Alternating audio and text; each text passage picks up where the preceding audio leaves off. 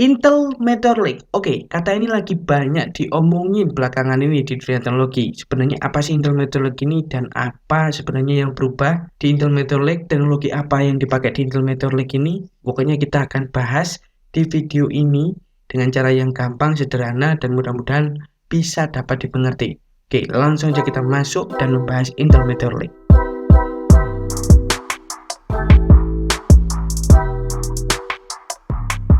Yo, halo semuanya, selamat datang kembali di Isokutek, dan kali ini kita akan membahas Intel Meteor Lake itu sendiri. Kita akan bagi menjadi beberapa bagian. Yang pertama yang akan kita bahas adalah apa itu Intel Meteor Lake. Jadi Intel Meteor Lake ini adalah sebuah codename untuk prosesor Intel yang terbaru, yaitu Intel generasi ke-14. Jadi ini penerus dari Alder Lake Intel generasi 12 dan juga Raptor Lake Intel generasi ke-13. Ya, seperti biasa Intel akan menggunakan nama-nama danau di sini. Ya, Lake kan berarti danau gitu. Dan ada perubahan nama juga di Intel Meteor Lake ini yang akan masuk ke pembahasan kedua.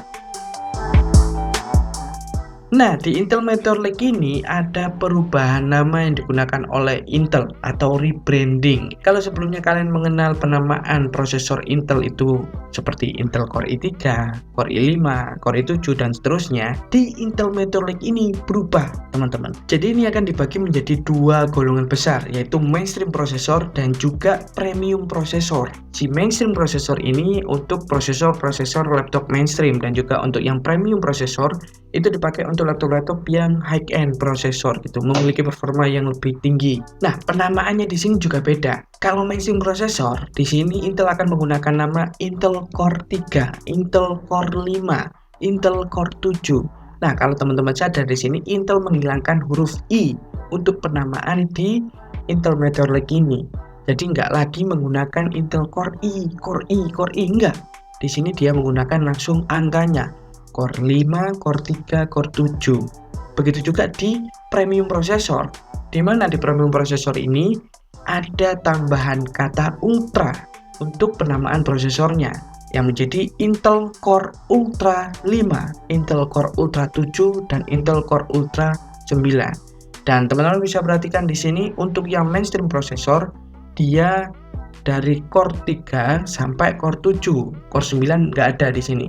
Core 9 masuk ke premium prosesor, di mana premium prosesornya itu dimulai dari Core Ultra 5, Core Ultra 7, dan Core Ultra 9.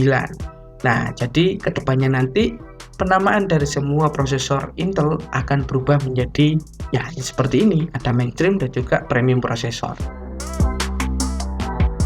Nah, pembahasan yang berikutnya ini agak sedikit teoritis ya, agak sedikit sebenarnya agak sedikit teknik gitu. Tapi saya coba untuk membahasnya menggunakan analogi-analogi yang mungkin gampang nantinya dipahami oleh teman-teman, yaitu pembahasan mengenai teknologi apa sih yang sebenarnya dipakai di Intel Meteor Lake ini. Intel Meteor Lake ini yang membedakan dengan generasi sebelumnya ada pada susunan yang dipakai di dalam prosesornya. Kalau sebelumnya kalian mungkin perhatikan di Intel Alder Lake maupun Raptor Lake, Intel itu udah memperkenalkan yang namanya performance core dan juga efficiency core. Nah, di Intel Meteor Lake ini ada banyak sekali perubahan, teman-teman. Ya, performance core dan efficiency core masih ada, tapi ada beberapa komponen yang di sini luar biasa gitu, beda dari yang lainnya. Jadi di Intel Meteor Lake ini sebenarnya simbolnya itu dibagi menjadi 4 bagian, teman-teman. Nah, 4 bagian ini namanya tile atau ubin, atau gampangnya itu keramik, bukan semen, keramik. Jadi 4 buah tile ini ada SOC tile, ada compute tile, ada GPU tile, dan juga IO tile.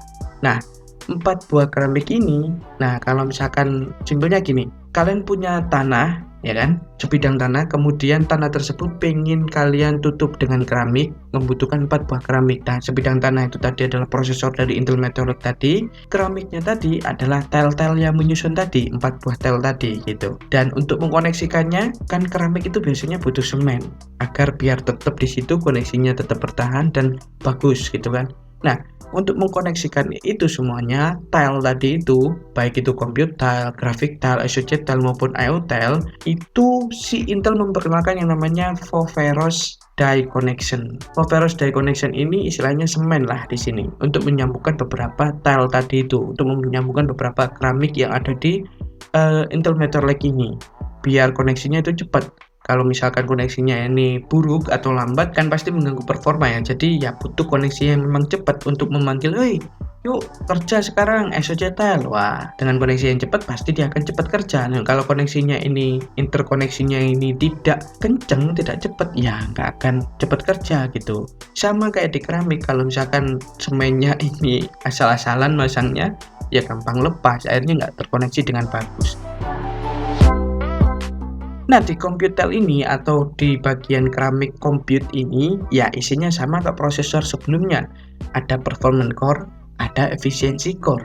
Yang membedakan di sini, di compute tile khusus untuk keramik yang di bagian compute-nya ini, itu menggunakan teknologi fabrikasi baru, yaitu Intel 4, di mana Intel 4 ini menggunakan teknologi fabrikasi 7 nanometer. Selain itu, selain fabrikasi yang berbeda tadi, untuk arsitektur yang dipakai kan di dalam compute tile ini, keramik compute ini atau compute tile ini itu ada juga performance core dan juga efficiency core, sama kayak prosesor-prosesor sebelumnya. Tapi fabrikasi yang dipakai di sini beda, atau arsitektur yang dipakai di sini beda. Untuk performance core yang di generasi sebelumnya, untuk generasi 13, dia akan menggunakan arsitektur yang bernama Raptor Cove, sedangkan di Meteor Lake ini dia berubah tuh, namanya menjadi Redwood Cove. Begitu juga dengan efisiensi core-nya. Kalau sebelumnya itu menggunakan Grismon, nama arsitekturnya di generasi 13, di Meteor Lake atau generasi 14 ini menggunakan Crashmon. Jadi ya jelas karena ini menggunakan teknologi fabrikasi yang berbeda, arsitektur yang berbeda, diharapkan punya kemampuan yang performa yang berbeda juga, yang lebih tinggi pastinya ya. Nah, di bagian GPU tile ini atau bagian grafik, keramik grafiknya ini juga beda. Di Meteor Lake ini mereka menggunakan arsitektur XeLPG.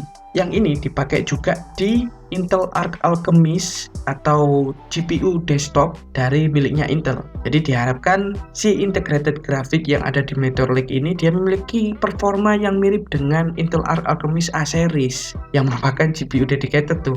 Dan di sini ada konfigurasi dari GPU yang akan nantinya dipakai. Ada yang mulai menggunakan 4 Xe core sampai 12 Xe core, di mana 4 Xe core ini sendiri dia memiliki 60 execution unit, dan untuk yang 12 Xe core dia memiliki 192 execution unit. Dan karena ini menggunakan arsitektur XeLPG miliknya Intel Arc Alchemist untuk GPU desktop miliknya Intel, ini kabarnya akan juga support ray tracing. Waduh, akhirnya integrated graphic juga akan support ray tracing, guys. Nah, ini adalah bagian yang paling baru di prosesor Intel, yaitu SoC tile atau keramik SoC. Simpelnya ini gini, SoC tile ini adalah sebuah prosesor di dalam prosesor gitu, sebuah SoC di dalam prosesor. Jadi dia sebenarnya itu bisa tuh bekerja sendiri untuk menjalankan aplikasi-aplikasi atau menjalankan kerja di sebuah sistem gitu. Tapi di sini untuk SoC-nya ini dia berada juga di dalam sebuah Intel Meteor Lake ini. Simpelnya kayak gitu. Jadi di SoC tile ini atau keramik di SoC-nya ini dia memiliki fungsi yang hampir sama dengan sebuah prosesor sendiri. Dia memiliki sebuah core sendiri yang bernama Low Power Efficiency Core atau LPE Core. Jadi ini di luar daripada compute core ya, di luar dari performance core dan juga efficiency core, dia punya low power efficiency core sendiri. Makanya susunan core-corean ini, susunan compute unit yang ada di Intel Meteor Lake ini disebut dengan triple hybrid CPU arsitektur. Nah, jadi gabungan antara performance core, efficiency core dan juga low power efficiency core. Lah, low power efficiency core ini letaknya ada di SoC tile atau keramik SoC, keramik ketiga lah yang kita bahas. Jadi di luar daripada keramik pertama tadi gitu. Makanya SoC tile ini simpelnya dia juga bisa kerja tuh sebagai prosesor sendiri. Tapi ini dipakai di sini gitu. Membingungkan emang, membingungkan. Cuman di sini untuk SOCTAL-nya ini ada sebuah hal yang baru juga, yaitu sebuah NPU AI Engine yang terintegrasi juga di dalamnya, built-in. Jadi SOCTAL-nya ini dia memiliki neuron processing unit kalau nggak salah ya. Ini fungsinya adalah untuk mengeksekusi kebutuhan-kebutuhan artificial intelligence kalian. Kalau misalkan kalian sekarang untuk membuat sebuah AI itu harus terkoneksi internet, nah dengan NPU yang ada di dalam prosesor ini sendiri, dia nggak perlu internet, dia nggak perlu koneksi internet untuk memproses sebuah komen. Kemudian di SOCTAL ini, di sini diletakkan juga konektivitas yang ada di Intel Meteor Lake seperti Wi-Fi 6E, kemudian Wi-Fi 7 juga bisa support di sini. Ada juga AV1 encoder. Nah, ini untuk nonton streaming, nonton video dan lain sebagainya, itu juga ada di sini. Kemudian support HDMI dan lain sebagainya. Nah, itu semuanya diatur oleh SOCTAL atau keramik SOC ini. Jadi ya bisa dikatakan tadi itu SOCTAL ini adalah sebuah prosesor sendiri yang bisa sebenarnya menjalankan aktivitasnya sendiri, tapi dia dibalut di dalam sebuah prosesor besar yang bernama Intel Meteor Lake. Nah, simpelnya kayak gitu. Nah, cara kerjanya gimana? Misalkan gini, kalian lagi nonton video, nah nanti itu yang bekerja, kalau misalkan kalian nggak melakukan aktivitas apapun, yang bekerja adalah SOCTAL-nya ini gitu, dibantu dengan low power efficiency core tadi itu yang ada di SOCTAL.